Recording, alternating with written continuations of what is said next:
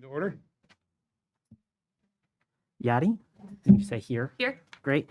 Bevins, Here. Nichols, Here. Marsh. Here. Great. The agenda is in front of you, folks. Motion to approve the agenda? Move. Okay. Well, the first thing is the election of chair and vice chair. So essentially, if folks can certainly self-nominate, we don't have to be too formal about this. It really just means running the meetings, and typically, so the chair runs the meetings, the vice chair runs the meetings in the absence of the chair, and I typically, like, if we need to adjust a meeting or something like that, I communicate directly with the chair to work through it. That's about it. No, thank you. Well, I think this guy's been doing an awesome job. You're going to nominate I Ryan. nominate. Perfect. That's great. The default from last time. Okay. So, Mike, you're going to move that Ryan is serves as chair. Ryan is the chair. Do we have a second? I'll second. Great, and then you can vote on it too. All right. Make it All super those, official.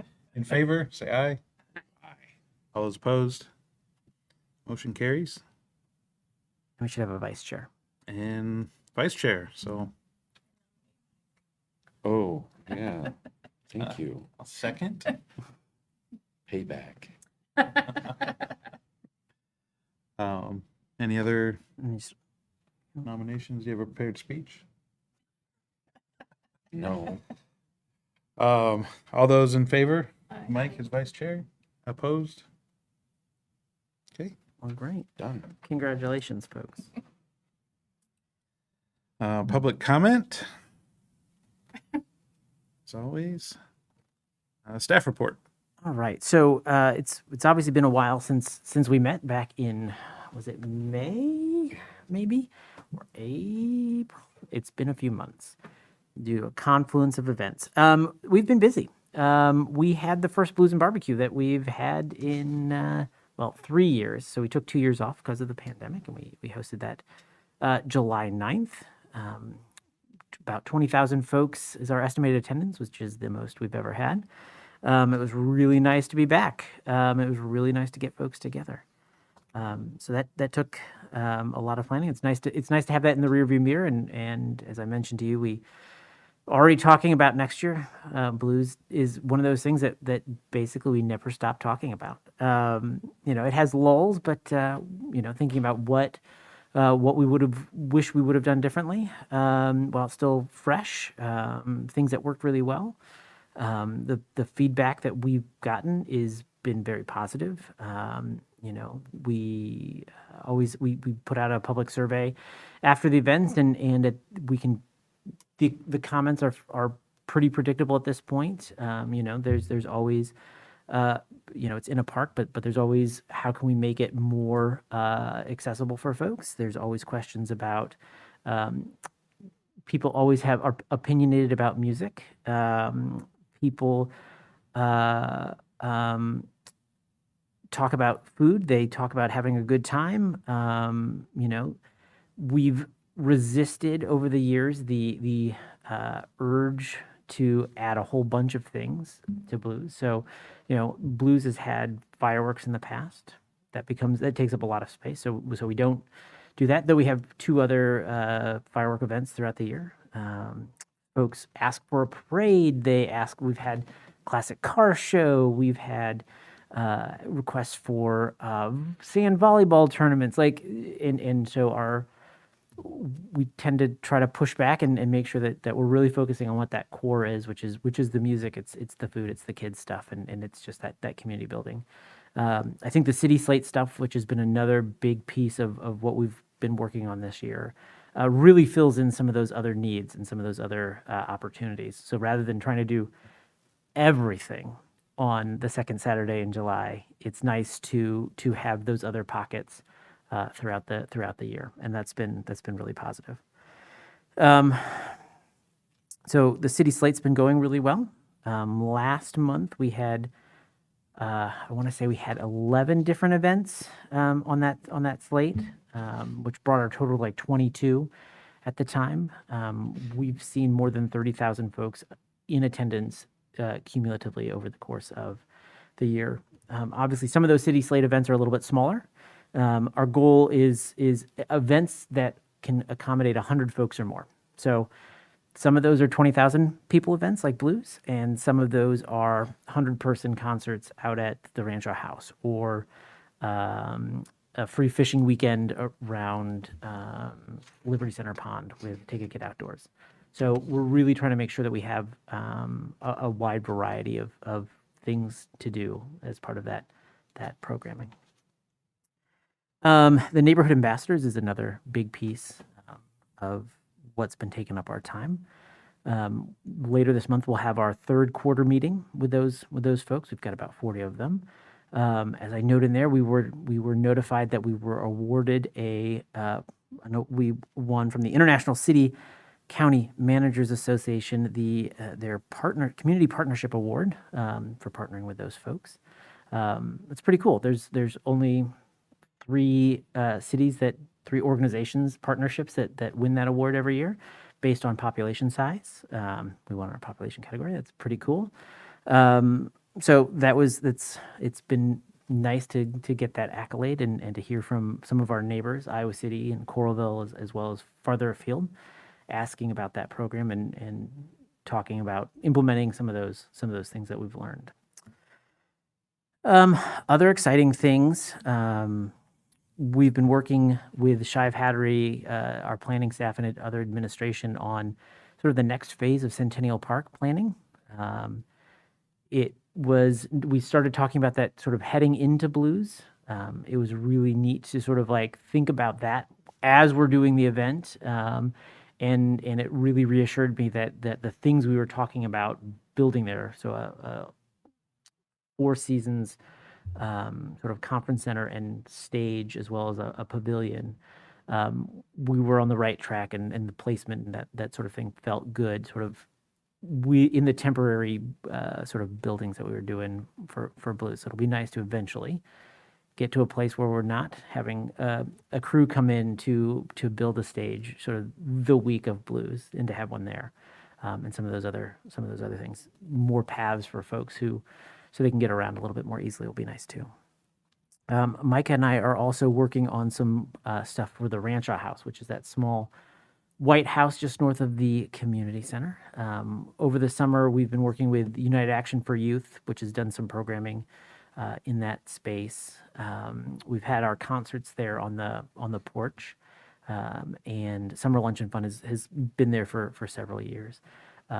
So this month, Mike and I are working on putting together our final proposal for some furniture to furnish that house, with the intent that the inside will be sort of a flexible space available to local service agencies, social service agencies. So we've talked to everybody that received grant funding from the city to sort of say what we want to make sure that we've sort of covered our bases here. And it's not a huge interior space. It wouldn't be enough for some uses, but we want to make sure that we've got the basics, that there's not a use that they foresee that we overlooked. And it sounds like we're on the same page. We're talking about, right, volunteer training for folks who live in North Liberty but might serve a countywide organization, or meeting with clients, right? Essentially a temporary satellite office for some of these folks, as well as a programming space.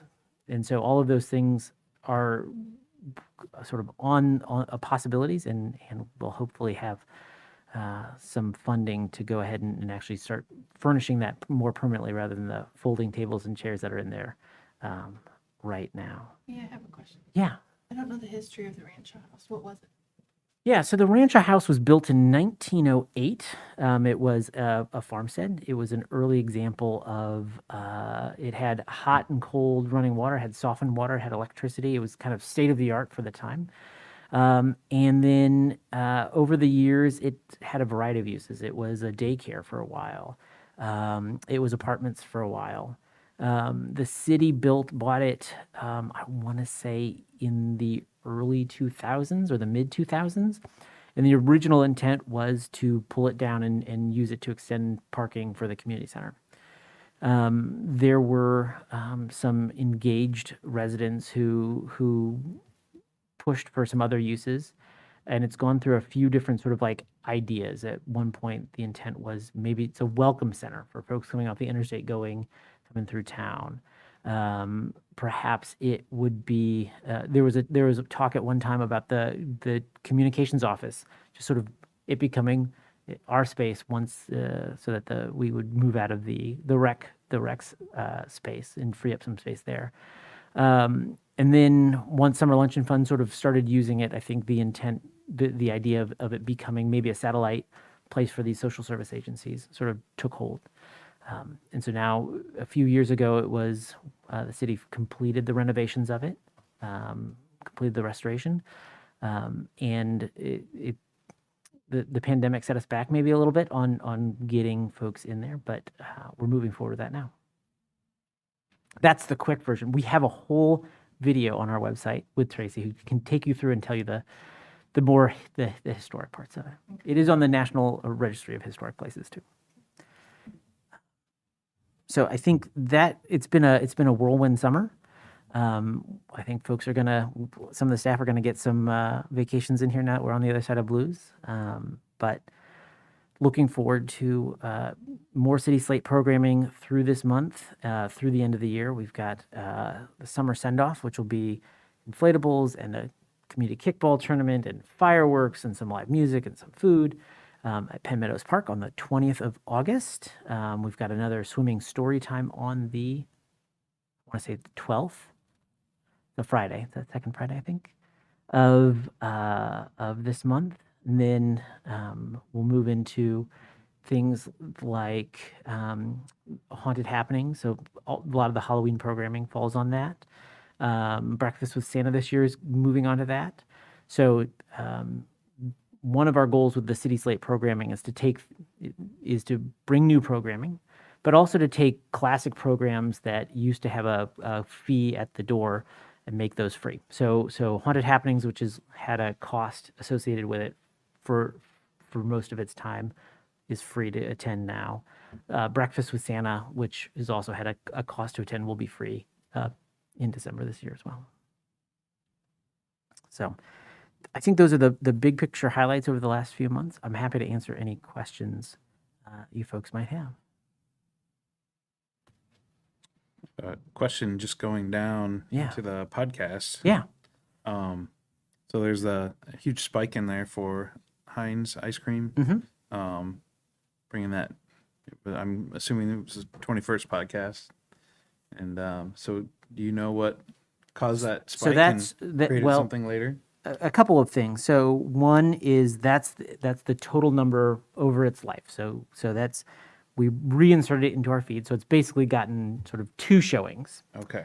And then the other thing that you'll note is that their stat counter was having some issues this month. So they're not accurate this month, but I did include them so you'd see them. Okay. I've encouraged Derek, who does our podcast, to go back and include old podcasts again from the archive. We do try to do them so they're evergreen, so that they make sense out into the future. And again, I've used that as an example of why we should do that. Sure. It was also a very popular podcast the first I time was it thinking came out maybe they're too. giving out ice cream or something, but Yeah. Yeah. I didn't know if there was some extra marketing or a boost from them, or Yeah, if they, and I think when we saw Heinz shares it, right? Like when the business itself has a following and uses it as content and shares it, they're always more popular. Mosley's, when we did them, same thing, right? People were excited about them coming. They had a following. They shared it. We saw big numbers there. Heinz is the same sort of thing. When we saw Next Level Fitness, when they did theirs, they have a passionate group of attendees who wanted to listen to it. So we saw a lot of listens there, and then some just don't have the same sort of following, and or don't see how they can leverage it in quite the same way. So back when you were talking about making programs free that had a fee cost Yeah. associated with them, how is that going to work? So many of these folks are still registering. So you can go and register for Breakfast with Santa today, but there is just no cost associated with it. Haunted Happenings was $2 at the door per kid. And now we have some dollars that we're using to offset the costs that $2 or $3 went to. So the city slate is picking up the cost to hire Santa, for example. So there's no need to offset that with admission fees. And we're still sort of trying to fine tune what exactly it means to be a city slate program. So we're pulling in programming from the library and from rec and from my team primarily. There's some also from admin. And one of the things, and each of those groups kind of does programming a little bit differently. And so one of the things we're trying to use the city slate to do is to sort of smooth out and get people on the same page. So rec wants to do all their registration on a 4-month cycle, right? So 3 times a year, they open up registration, and so today we just opened up registration for everything through the end of the year.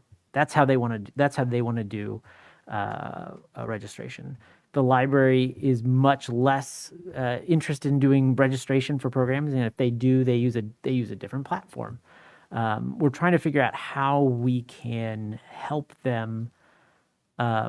One of the things that we want to try to avoid is something filling up long before it happens, knowing that, particularly if it's free, folks are more likely to sign up for it early and forget about it or not attend when the program comes up.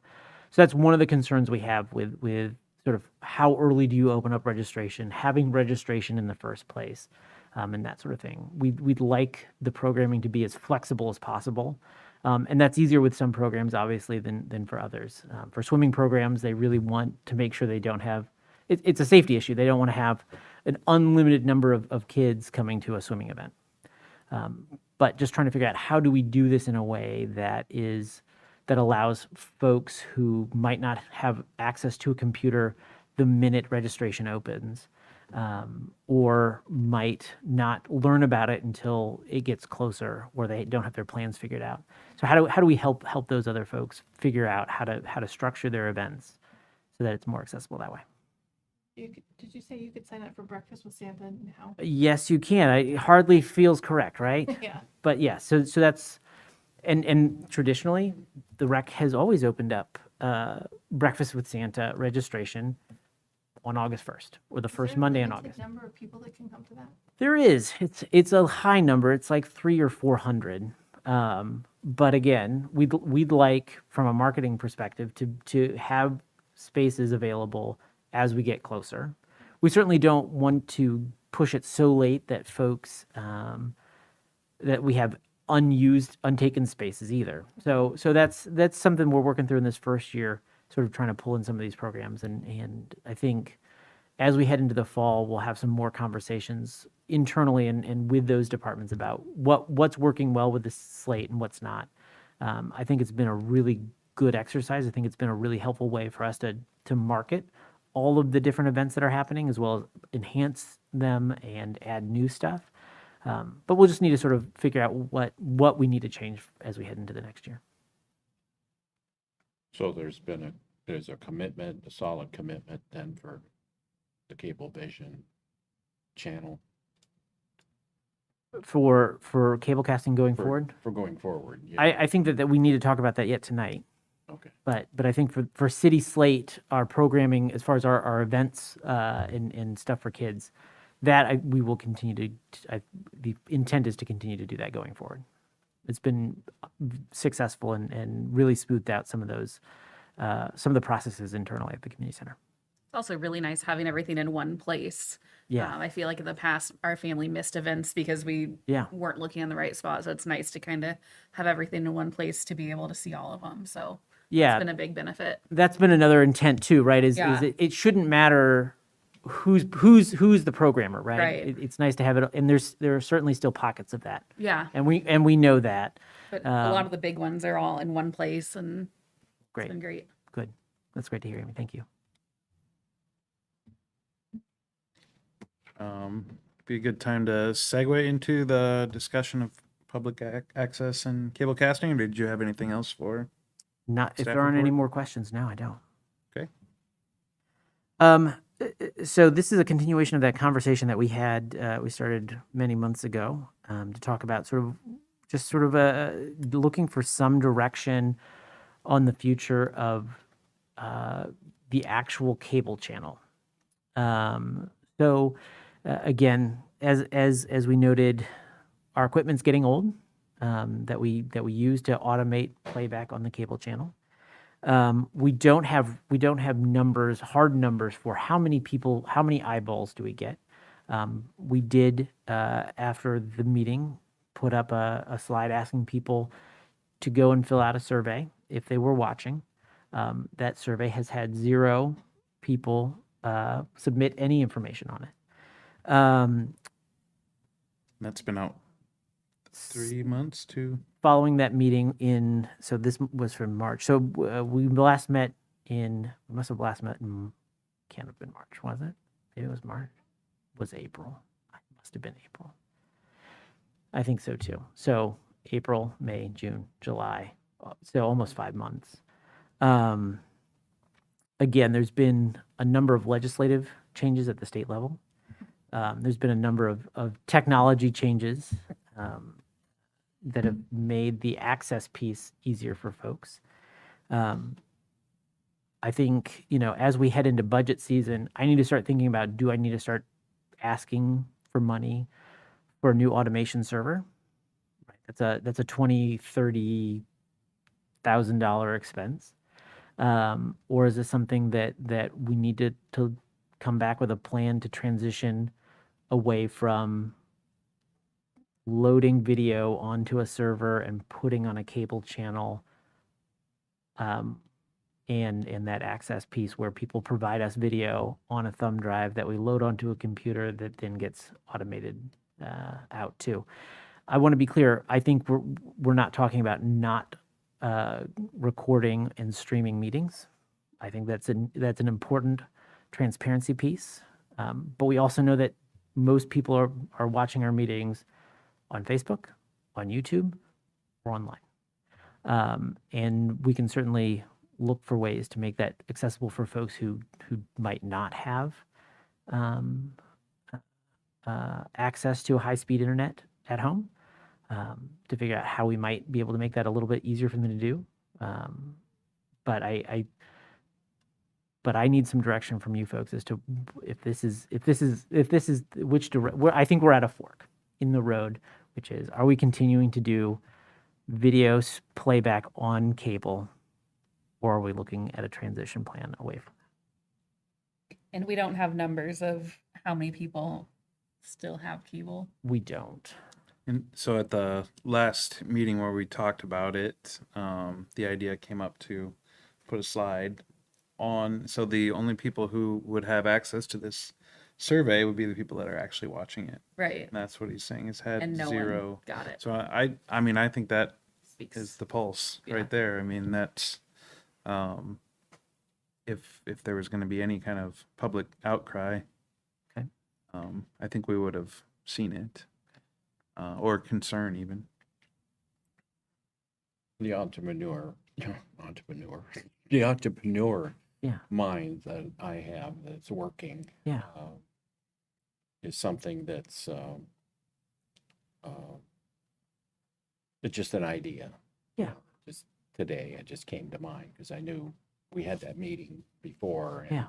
and we're talking about whether to go forward and what to do with it. I had a thought. My idea is that what if we had auction service on the channel and it had North Liberty just do the basics of it, the creation of it, like an eBay, let's say, an auction site for just North Liberty community residents. So you got a used car, or you got a used refrigerator. Would you see this as a place that would refer people to somewhere else to make bids? I don't know who Okay. would handle the bidding Okay. process and who would handle the platform. Okay. You know, I've done a lot of work with eBay and selling and buying and bidding and uh, yeah, on an auction basis and also on, best offer basis. Yeah. Do places like eBay do that for as a third party? I have no idea, yeah, whether that would be, yeah, if they'd be willing to do that. That way, I mean, to me, that would bring people into the channel from the residency, Mhm. the residents that have something they want to sell. Whether it's, I don't know what it is, like it could be just about anything. But then they don't ship it, maybe they deliver it to the resident that bought it, or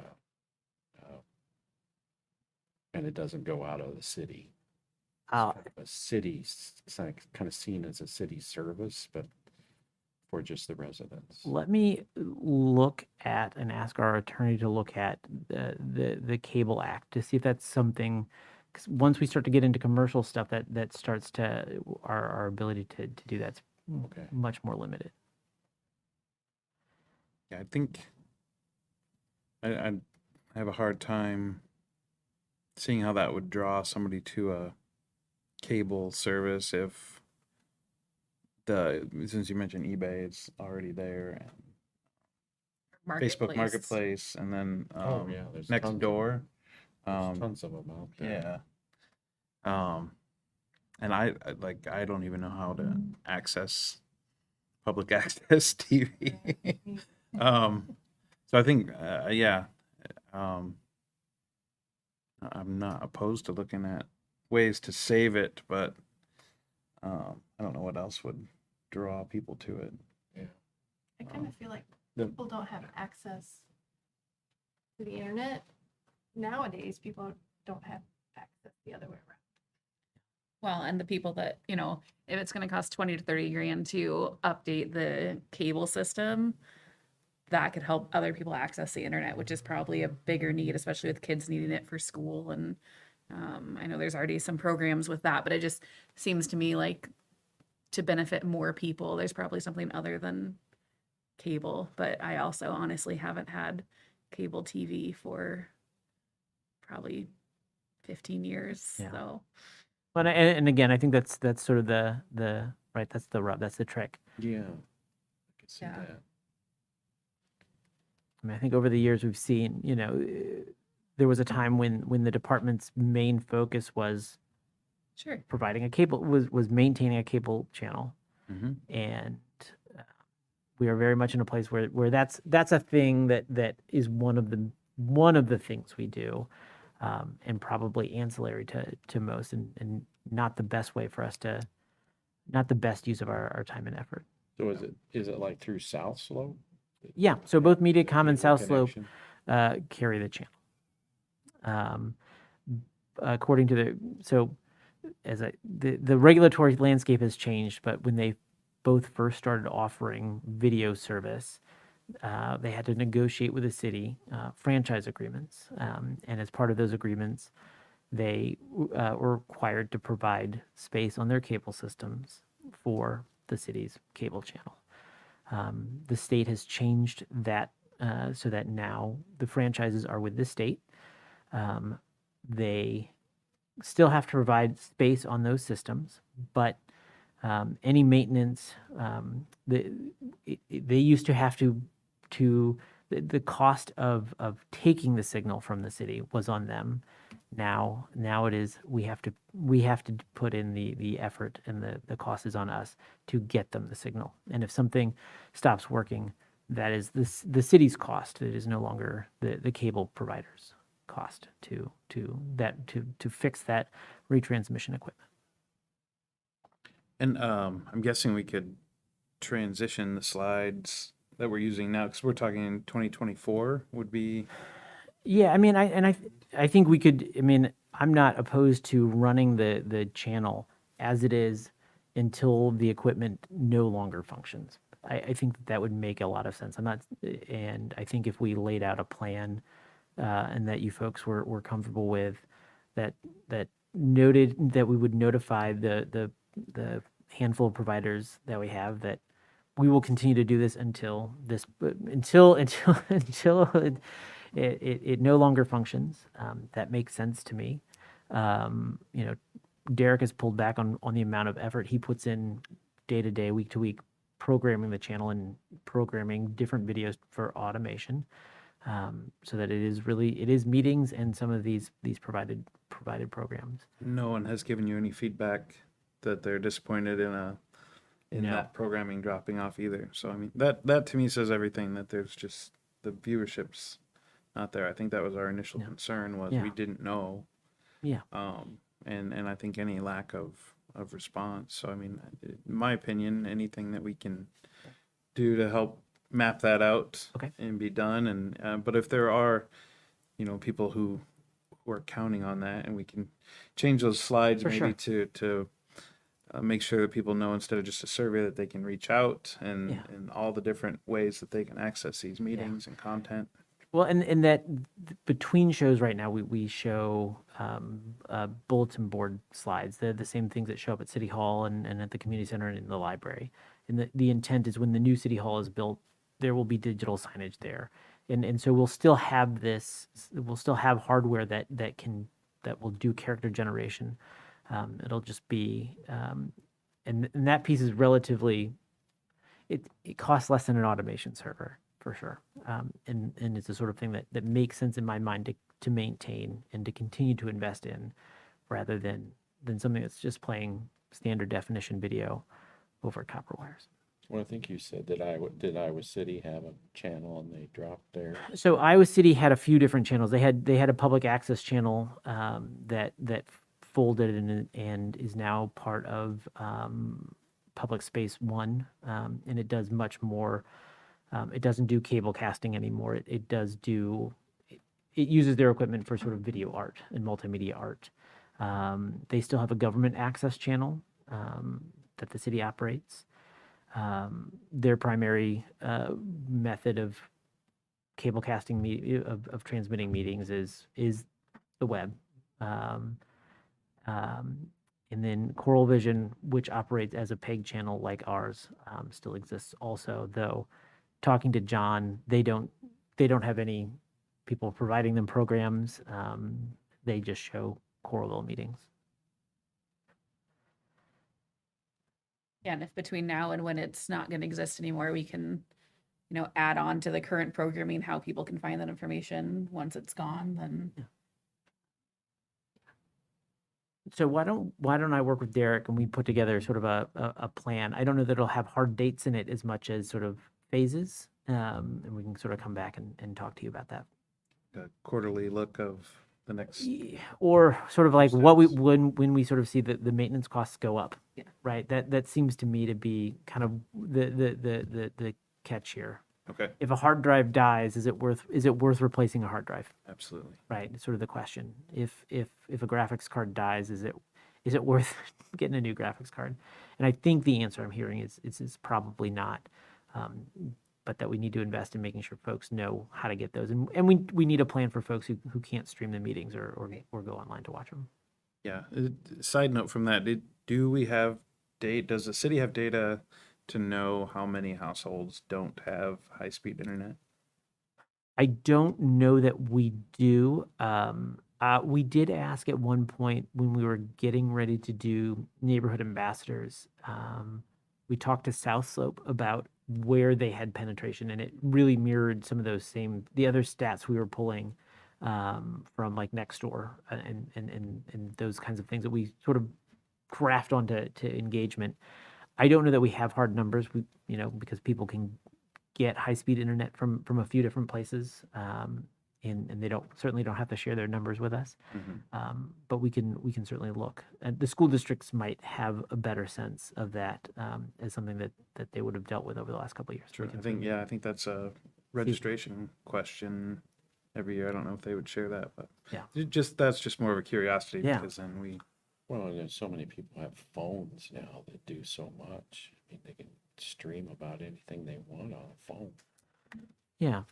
so you don't have to be wealthy to have a cell phone. Yeah, and over the last 2 years, the city invested in, for example, making its Wi-Fi more accessible in the community center parking lot and in other places. So, we certainly don't have it in neighborhoods in the same way that some cities might or might be ideal. The library does check out hotspots for folks. So I think that, I don't know that there's going to be one single solution here, but I think we can certainly make sure that we've got that sort of a menu of options and help people know how can I access the internet, right, in a reasonable fashion. Tangentially, South Slope recently announced that they just got to the point where every address in North Liberty is fiber optic ready. So it is available to every address in the city too, though obviously at a cost.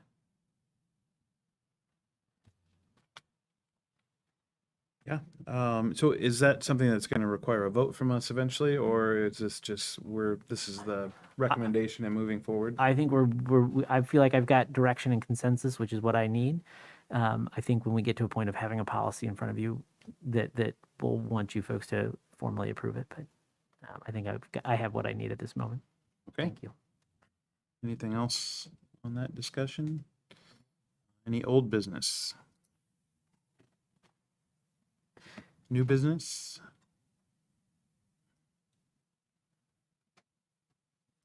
Maybe I have something that it would fit somewhere between old and new. I Medium know, business, yeah, aging business. transitioning business. Transition. So I know and I think maybe we touched on it last time. I feel like we had a focus for quite a while on making sure that we were doing everything we could to communicate to the underserved. Yeah. And I know Micah has come on and, Yeah. and taken a lot of that on. So I was hoping maybe we could have maybe a review of some of our older discussions and maybe see how some of those things are moving forward, since Sure. they seem to be pretty prominently discussed. Yeah. for- Would you like me to have Micah come to our next commission meeting and talk through some of that? I would love that. Okay. Yeah. Great. Or, one of the next couple of meetings. Great. Anything else for new business? Or a motion to adjourn? Have a second? Second. Oh. Meeting adjourned. Yeah.